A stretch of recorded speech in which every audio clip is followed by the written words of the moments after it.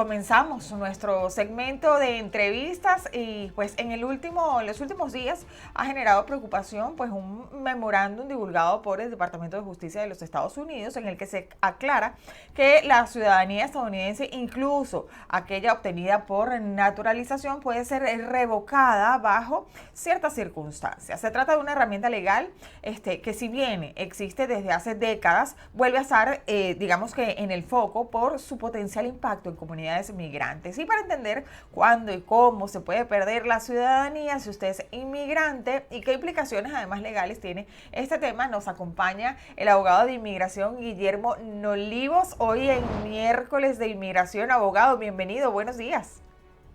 Sí, Laura, ¿cómo estás? Feliz miércoles. Feliz miércoles, abogado. Bueno, a ver, esta norma no es nueva, pero según este memorándum publicado el 11 de junio, el Departamento de Justicia recuerda que se puede iniciar procedimientos civiles para revocar la ciudadanía de una persona que se demuestra que fue obtenida ilegalmente por fraude, ocultamiento de información, material o declaraciones falsas intencionales, e incluso si es posiblemente persona que pueda atentar contra los intereses de la nación. ¿Cuáles son los escenarios más comunes en los que una persona puede verse expuesta a la revocación de su ciudadanía y qué tan frecuentes son estos casos, abogado? Bueno, la verdad es que no son muy frecuentes, Uh ¿verdad? -huh. Es una herramienta, como tú dijiste, que tiene muchas décadas. Sin embargo, en las últimas gobiernos ha sido utilizada un poco más activamente. Y en este memorándum vemos que lo que ellos quieren es revocar la residencia de aquellas personas que hayan cometido felonías, ¿verdad? Crímenes que van en contra de la seguridad de los Estados Unidos y que hayan sido naturalizados, ¿verdad? No que hayan Sí. nacido en los Estados Unidos, sino que hayan sido naturalizados. Y a raíz de esto, pues a estas personas se les abriría un proceso civil ante una corte federal para entonces ver si la persona puede prevenir esto o no. Siempre han sido medidas que causan polémicas, Uh ¿verdad? -huh. Ya que pueden afectar la vida migratoria, no solamente de la persona que ha sido desnaturalizada, sino que de su grupo familiar. Pero también tengamos en cuenta que muchas personas que obtuvieron la naturalización quizás por haber cometido delitos graves, no deberían ya tener esa ciudadanía americana. Ahora, ¿cuáles serían las categorías prioritarias que podría considerar el gobierno de Estados Unidos para iniciar un proceso de desnaturalización? Usted mencionaba que pues represente un peligro para la seguridad nacional, también Ujú. que pueda participar en torturas, en crímenes, mentir incluso, pero ¿cuáles otras? Es decir, algo que no sea tan para un ciudadano común, digamos, porque creo que también hay que si se puede cometer fraude contra Medicaid o Medicare, ¿correcto? Si, Bueno, y si se cualquier tipo de mienta. fraude, claro, si hay algún tipo de fraude probado, comprobado, ¿verdad? Entonces, eso originaría un proceso de Ujú. desnaturalización. Entonces, habría que ver muy bien también cuáles son las evidencias que el gobierno va a usar para demostrar que hubo fraude. Acuérdate que para demostrar que hubo fraude hay que también demostrar la intención, ¿verdad? Y el elemento de intención de la persona de cometer fraude. Entonces, obviamente el gobierno tendrá la carga de demostrar si existió fraude o no, y luego a la persona pues se le dará su tiempo para defenderse de estas acusaciones. Ahora, esta medida tiene, según el gobierno, como objetivo principal expulsar a estas personas que representan una amenaza nuevamente para la seguridad nacional. Ujú. ¿Cómo es este procedimiento? ¿Cómo se identifican estos casos? ¿Y qué mecanismos usa el Departamento de Justicia para determinar, abogados, si una persona es naturalizada, representa una amenaza? Porque, a ver, para mí alguien puede representar una amenaza, pero a lo mejor para usted no. Entonces, cuál es la Ujú. vara con la que se mide esto? Bueno, claro, esto entramos ya en el campo judicial, que es Sí. lo que ellos tienen que alegar y cómo se inicia el proceso. Bueno, esto se inicia ante la Corte Distrital Federal, ¿verdad? Ok. Del domicilio donde vive la persona naturalizada, ¿correcto? Y de allí, pues, se introduce una demanda donde el gobierno alega por qué razones, basado en la ley, Ok. determina que esa persona debe ser desnaturalizada. Entonces, obviamente, ¿cuáles serían las causales? Bueno, si la persona cometió un delito que se considera una felonía, que, por ejemplo, cometió crímenes de guerra, Ok. sometió a tortura a varias personas, cometió fraude, ¿ok? Para al momento de obtener la naturalización o algún documento migratorio. Entonces, toda esta evidencia se reúne y el gobierno la presenta, y será ya la carga de la persona, del demandado, determinar si eso es una razón suficiente para que el juez le revoque la ciudadanía americana. Y reiteramos, esto no es nuevo, ¿no? Esto ya tiene décadas, sin embargo, bueno, es parte de lo que están de alguna forma rescatando por estas políticas migratorias que está implementando el presidente Donald Trump. Ahora, en otros temas, abogados relacionados con las políticas Ujú. migratorias, también un proyecto respaldado por el presidente Trump propone cambios de establecer una tarifa mínima de $550 para todas las solicitudes migratorias sin excepción y limitar la duración de los permisos de trabajo a solo 6 meses. Hoy día, muchos permisos pueden durar hasta 5 años y hay casos como los de asilo que pueden tardar hasta más de 6 años en resolverse. ¿Qué impacto tendrían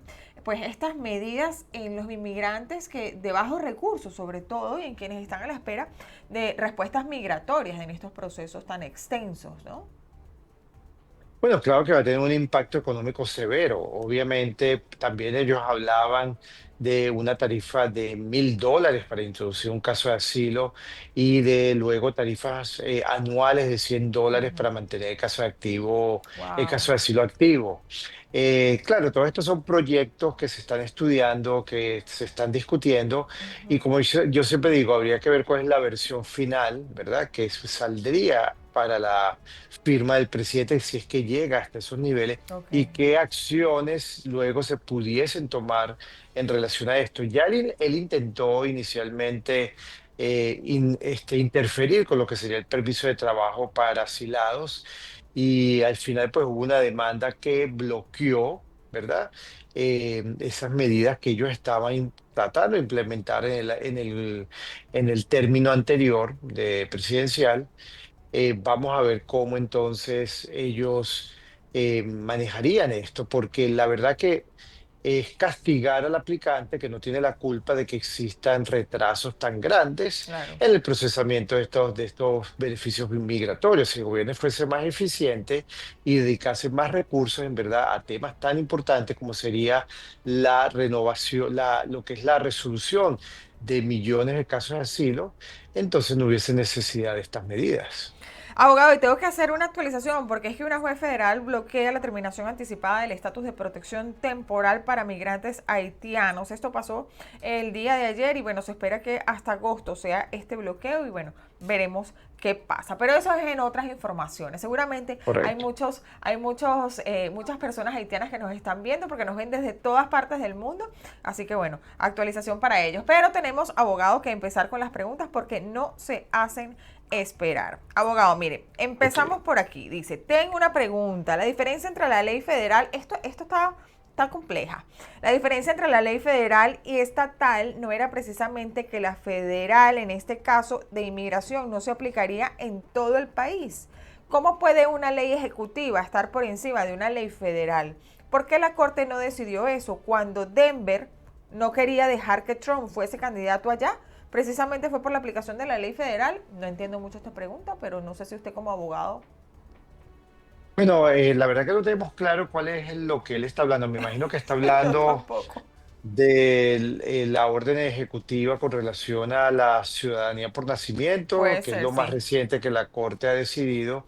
Acuérdense que lo que llegó a la Corte Suprema, más que todo, fue un petitorio no fue el fondo del asunto, lo que llegó fue como un petitorio de la Corte, del Ok. gobierno, de disminuir la efectividad, el área de efectividad de la orden del juez que Ujú. bloqueaba esta orden ejecutiva a nivel nacional.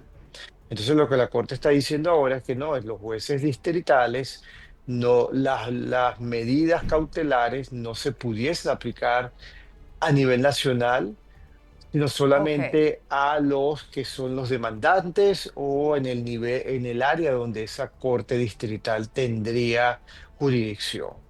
Entonces, es una manera de restringir, ¿verdad?, el poder del juez en cuanto a la efectividad de sus medidas cautelares. claro, Allí, pues claro, causa cierta duda, ¿verdad? Entonces, ¿qué tan efectiva es una medida cautelar claro, emitida por un juez distrital?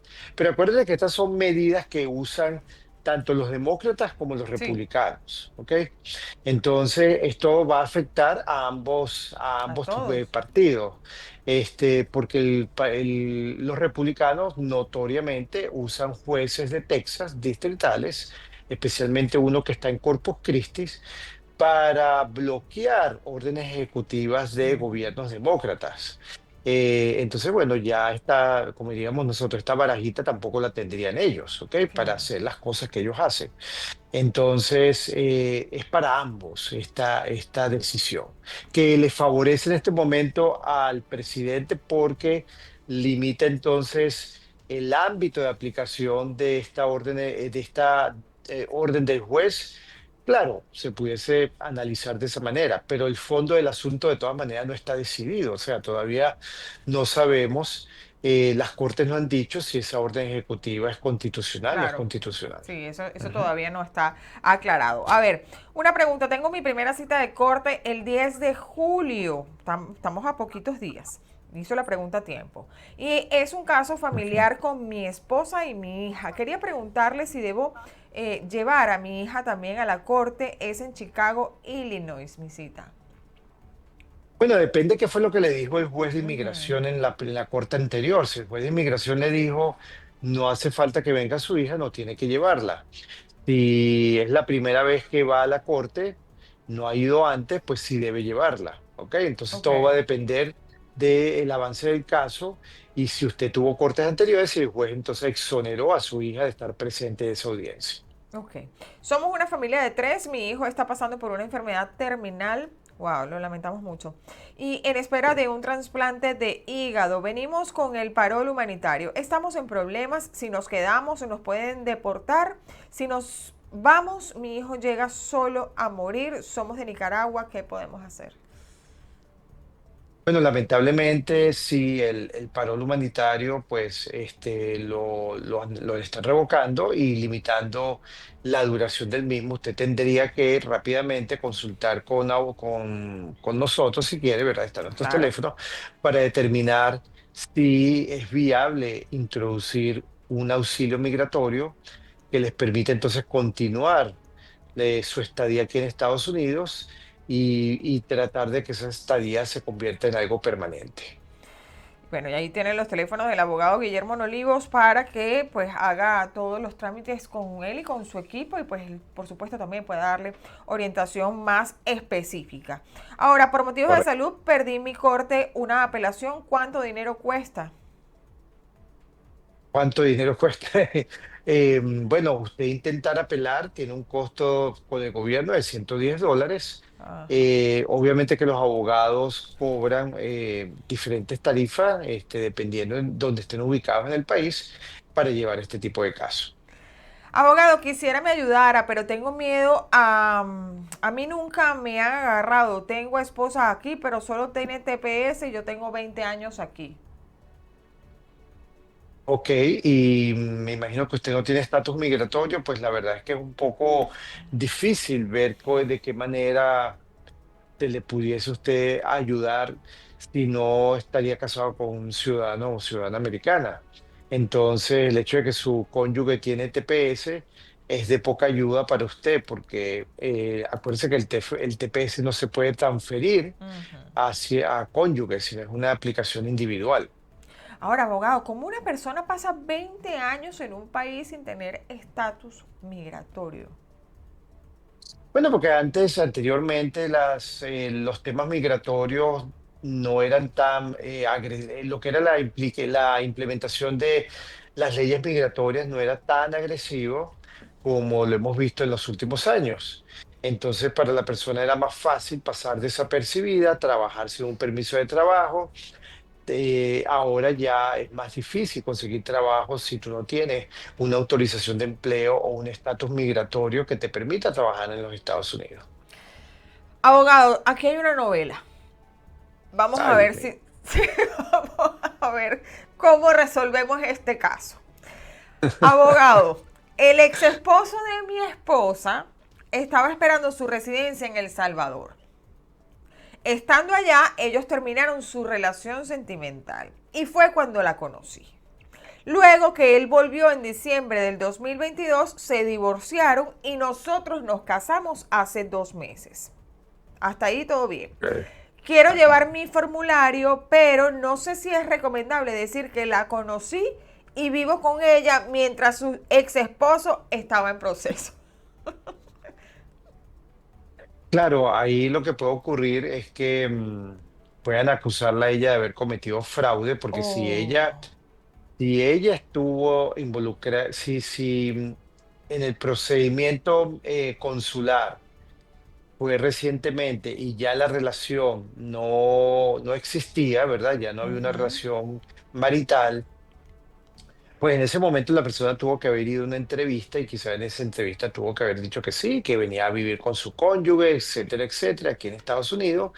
Y pues ambos estaban, o la persona estaba mintiendo y también la ciudadana americana estaba mintiendo porque ella debió haber notificado a inmigración que ya no quería continuar con esa petición ok. migratoria. Entonces lo que va a tener que ocurrir ahora es que van a tener que esperar un tiempo para justificar un romance o manejar muy cuidadosamente esta Uy, situación porque ella pudiese estar acusada de haber cometido fraude. qué delicado, abogado, qué delicado. Mire, Muy nos llegan otras delicado, una situación muy preguntas por delicada. YouTube y dice, actuar sin identificarse como funcionarios del ICE, policía, etcétera, ¿está permitido como ley federal o queda a discreción del comandante de Taftin del momento? Bueno, lo que está ocurriendo es que si estas personas están llegando a los domicilios sin Ujú, identificación, pero acuérdense que hay protección del domicilio, entonces usted no tiene por qué abrirle la puerta si estas personas no tienen una orden judicial que exija, ¿verdad? O que les permita entrar a su domicilio, a su morada. Entonces, si no está identificado y no presenta una orden judicial, usted no tiene por qué abrir la puerta, ¿ok? Y sería una violación constitucional si estas personas entran a la fuerza para detener a la persona que están buscando. Obviamente, pues estamos en una administración arbitraria, ¿ok? Que muy poco respeta los debidos procesos, entonces sí hay que estar siempre con mucha cautela y si ven a personas sospechosas, pues no abrir la puerta, simplemente decir, bueno, tráigame una orden judicial, si no, no abro la puerta. no hablar, no contestar nada, no firmar Correcto. nada, ¿realmente ayuda a la hora de la detención de un inmigrante? ¿Ayuda Claro, esto? sí ayuda en cuanto al principio de no incriminarse, ¿verdad? Si uno no dice cuál es su estatus migratorio, si uno simplemente, Ok. bueno, me van a arrestar, arrésteme y yo, eso sí, me necesito hablar con un abogado, ¿ok? Y si el asunto llega a extremos donde dice que lo van a deportar, bueno, la persona expresar que tiene un miedo creíble, ¿ok? De persecución, para que entonces le hagan una entrevista de miedo creíble. Y si la persona sí tiene documentación, Ujú, si es claro. residente permanente, ciudadano americano, Muéstralo. tiene dos opciones: muestre su documento. Acuérdate que es un deber cargar la residencia permanente Sí. consigo. Entonces, el residente permanente, pues, al tenerla consigo, cuando ocurra este tipo de eventos, si no quiere entrar en una detención, pues muestre su residencia permanente y continúe con su camino. Claro. Abogado, y gracias a usted, le digo y le confieso a usted y a todas las personas que nos están viendo, desde que usted nos dio ese tip, yo ando con mi documentación encima, porque decían, no, con la licencia de Florida funciona, allí no tienes problema porque te ven en las máquinas cuando te No. piden el documento. y no pasa nada. Pero desde que usted nos dijo eso, yo ando con mi green card porque uno nunca sabe. Claro, quizás la información contenida en la licencia, quizás en los códigos de barra, en Ok, los códigos que tiene, ahí aparecerá cuáles fueron los sí, documentos que tú presentaste, ¿verdad? Pero de todas maneras es sí. deber de la persona tener su residencia permanente Sí, además consigo. pasar el mal rato es mejor que no. No, A no, no, ver, no, claro que no. si un documento y o declaraciones dadas para adquirir asilo, residencia, naturalización se descubre que hay pruebas falsas o falsos testimonios, ¿es motivo de quitar estatus y expulsión? Sí, ya lo explicó el Claro que abogado. sí, claro que sí, claro que sí es motivo. Ya lo Claro que explicó el sí. abogado. Lo otro, los niños nacidos en Estados Unidos y ya tienen padres inmigrantes y no tienen su documentación en regla, ¿en este niño pudiera perder su ciudadanía? ¿A qué documento que no tienen documentación en regla? Si nos puedes aclarar un poco a qué te refieres. De todas maneras, el niño para perder la ciudadanía por nacimiento, ¿ok? Ujú, Es algo sumamente difícil, tendría que ujú. renunciar a su ciudadanía en algún momento, porque la adquirió por haber nacido en Estados Unidos, aunque, bueno, sabe lo que está ocurriendo ahora, ¿verdad? De si los padres son ilegales, entonces esta administración no quiere otorgarle la ciudadanía a estos niños, entonces dependerá de dónde habrá nacido el niño para determinar si esos estados están todavía peleando, ¿verdad? La Claro. legitimidad y constitucionalidad de esa ¿Lo orden del sabía? presidente. Mire, abogado, ayer estábamos en una reunión y me surgió una pregunta con una compañera, colega, por cierto, con la que estábamos hablando, y ella me decía que sus hijas son nacidas en Estados Unidos, pero Ajá, eso sucedió cuando ella entró por turismo, ¿ok? Y ella tiene que ajá. hacerse ciudadana en unos meses, pero dice que tiene miedo, porque tiene miedo de que le quiten la ciudadanía a sus niñas. ¿Esto es posible? No debería ser posible Ok, porque acuérdate que la ciudadanía está, este tipo de orden no se debería aplicar retroactivamente, ok. sino esto sería a partir de una fecha en adelante. Entonces sus hijas pues ya son ciudadanas americanas, nacieron en Estados Unidos. Lo que estamos hablando son de casos más recientes. En cuanto a ella hacerse ciudadana americana, pues no debería tampoco tener algún problema, al menos que el gobierno decida investigar y para el momento en que ella entró, ¿verdad? Ya el gobierno determina que ella tenía planes de dar a luz acá y Oh, entonces eso desvirtuaría el motivo de su visita como turista, claro. sino que ella no venía como turista, sino venía a dar a luz acá en Estados Unidos. O sea que es mejor esperar un poquito. Es la recomendación. Bueno, en este tipo de casos no sabemos cómo el gobierno va a Claro, actuar, ¿ok? claro. Entonces, ya es cuestión de la persona, pues, de lanzarse y, Y bueno, esperar que no encomendarse pase a nada. Dios, abogado. Y Correcto. encomendarse a Dios, porque en estos casos, pues siempre decimos, está a discreción del oficial que te atienda Ujú. y pues, bueno, de las políticas migratorias, obviamente. Mi pregunta es, tengo un amigo que le llegó la carta de deportación con la fecha de 2016 con una multa de $3,000. Si paga esa multa, ¿se puede quedar? Y si no la paga, ¿qué No, sucede? es una carta de deportación. Eso no significa que porque pagues la multa te elimina la orden de deportación. Es una multa adicional al hecho de que tienes que abandonar el país. Oh, Dios. ¿Y si no la paga, abogado? Bueno, si no la paga, eso seguiría incrementándose, correcto. Ah, Y eventualmente, pues, si la persona, primero que ya te están diciendo, sabemos dónde estás, ¿ok? qué fuerte. Y sabemos que tienes que irte. Entonces, mi recomendación es irse preparando porque ya el gobierno le ha dicho claramente, bueno, prepárese porque en algún momento lo vamos a ir a buscar. Y sabemos dónde está. Y sabemos dónde está. Mire, mi hija ya fue aprobada por Parol en enero, pero no le han mandado el vuelo ni la cita. ¿Este levantamiento de la suspensión incluye los casos ya aprobados o solo los que estaban en trámite? Debería ser para todos los casos, ¿verdad? Ujú. No solamente los que están en trámite, entonces usted debería chequear con CBP Ujú. para ver qué es lo que está pasando con la autorización de viaje. Soy de Haití. ¿Ves que hay gente que nos ve desde Haití, abogado? Ujú, Importante. Soy de Haití, vivo correcto. en Nueva York, sin papeles desde hace 7 años, amigo. Ujú. Escuché que van a aumentar los arrestos. ¿Me pueden detener si no tengo récord criminal y estoy trabajando honestamente? Bueno, acuérdate que toda persona que se encuentra en el país sin estatus migratorio y hay una redada o hay hay oficiales de ICE visitando el lugar de trabajo, pueden arrestarlo y ponerlo a un procedimiento de remoción. Usted ya no está sujeto a una remoción expedita, que es la que ahorita está en el tapete, ¿verdad? Todo el mundo anda hablando de esas deportaciones Ujú. expeditas. Pero usted como ya tiene más de 7 años en el país, a usted lo que le tocaría es un proceso por corte de inmigración y entonces determinar si usted califica para un auxilio migratorio que le permita quedarse en Estados Unidos. Por los momentos yo le digo, bueno, manéjese con cautela, ¿verdad? Solamente si está en la ciudad de Nueva York, pues la ciudad de Nueva York es una ciudad santuario, entonces la policía no colabora con las autoridades migratorias para detener a inmigrantes ilegales, pero yo estaría cauteloso en cuanto a viajar dentro de Estados Unidos. Claro. Mi familia aplicó al parol militar porque mi hermano sirve en el ejército. Creo que la semana pasada también nos habían hecho una pregunta parecida. Ese programa también estaba en Ujú. pausa y ya está reactivado con esa nueva orden. Pues el parole in place, ¿verdad? Es Ujú. una herramienta que se le da, que existe para cónyuges y familiares inmediatos de miembros de las Armadas, veteranos, de las Fuerzas Armadas, de los veteranos.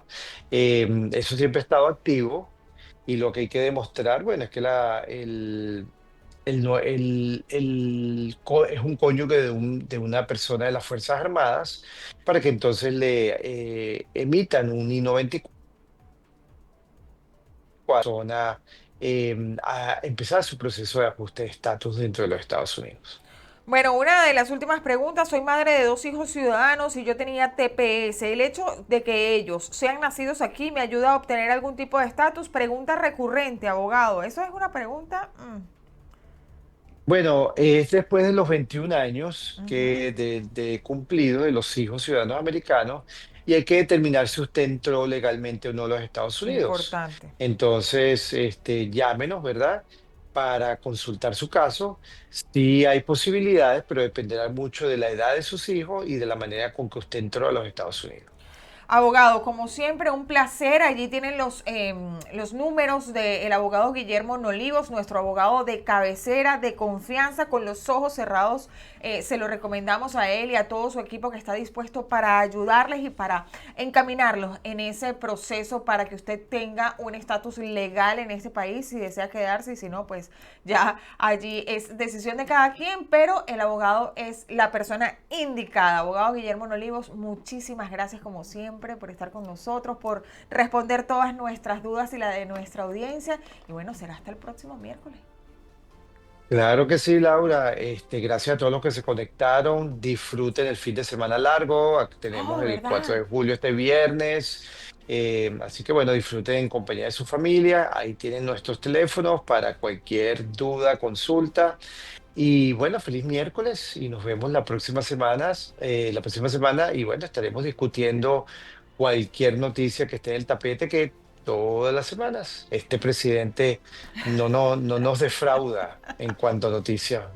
Bueno, imagínense la noticia que surgió ayer que abrieron la cárcel para inmigrantes, pero de eso hablaremos en otro momento, abogado. En otro momento, claro que sí. Muchísimas gracias como siempre. Hasta luego.